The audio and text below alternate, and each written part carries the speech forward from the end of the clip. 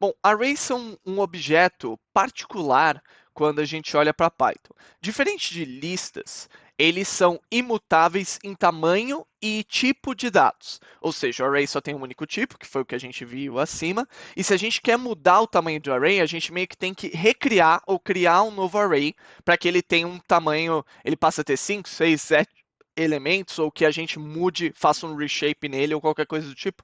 Toda vez que a gente faz isso, a gente está criando um novo array.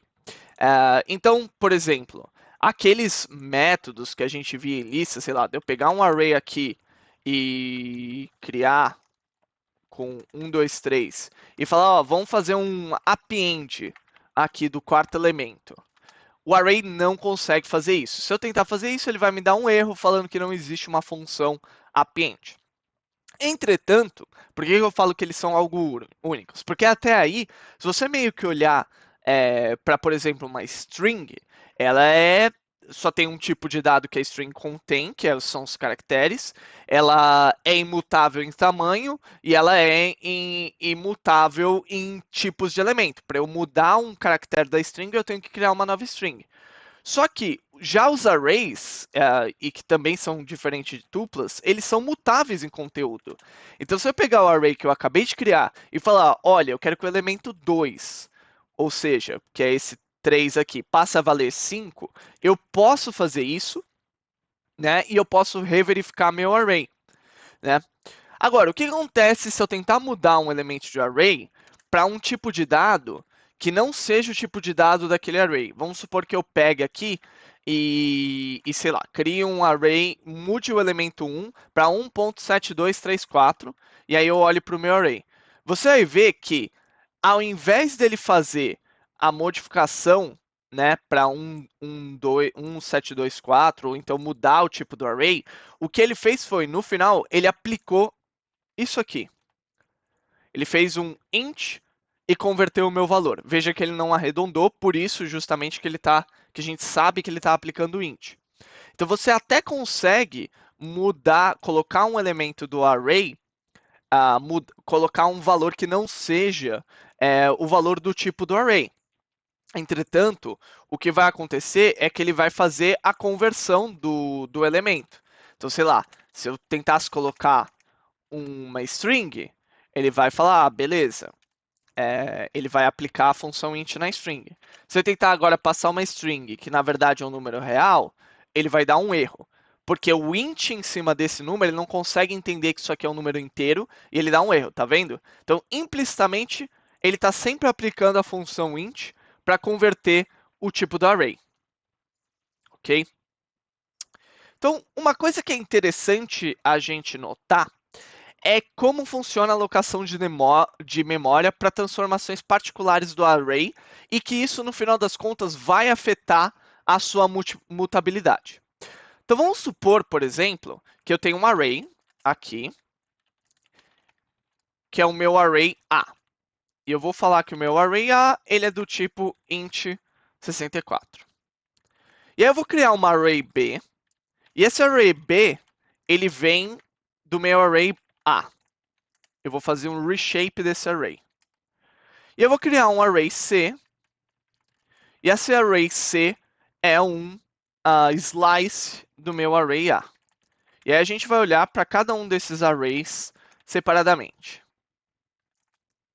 Né? Então, ó, eu tenho meu array A, que é um array de simples, meu array B, que é um reshape do meu array, e o meu array C, que foi um slice que eu coloquei passo 2 para ele pular os valores. Bom, o que acontece com os vetores B e C se eu modificar o array A? Então, vou pegar aqui o meu array A e vou mudar o valor do elemento 0 para -1 e eu vou reimprimir os conteúdos do meu array. O que a gente vai ver? Olha só, veja que ao mudar o elemento 0 do meu array A, ele mudou o meu array A, como eu esperava, né? Porque ele mudou aqui o valor -1. Mas não só ele mudou o meu array A, como ele também mudou o meu array B, né? Que o meu primeiro elemento passou a ser -1, e ele também mudou o meu array C, que ele mudou o valor também para -1 do primeiro elemento.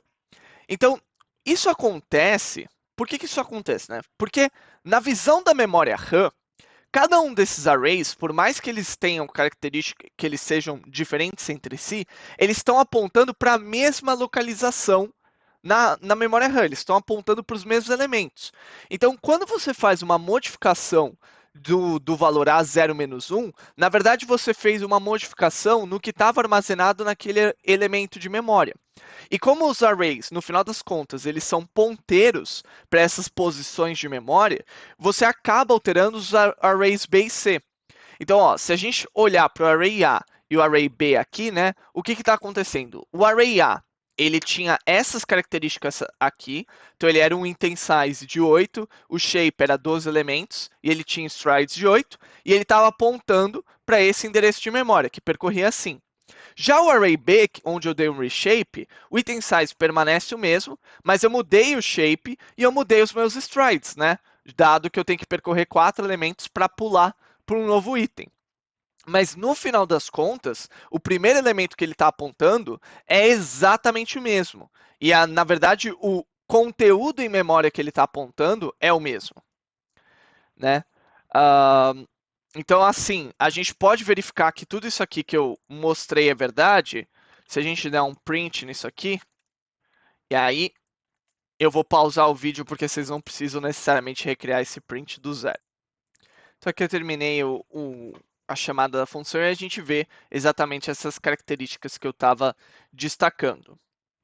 Então, de forma análoga, no vetor C, o que você está fazendo no final das contas é exatamente a mesma coisa, só que se a gente for olhar, eu estou pulando elementos. Então, o que você acha que vai acontecer quando eu falar dos strides aqui?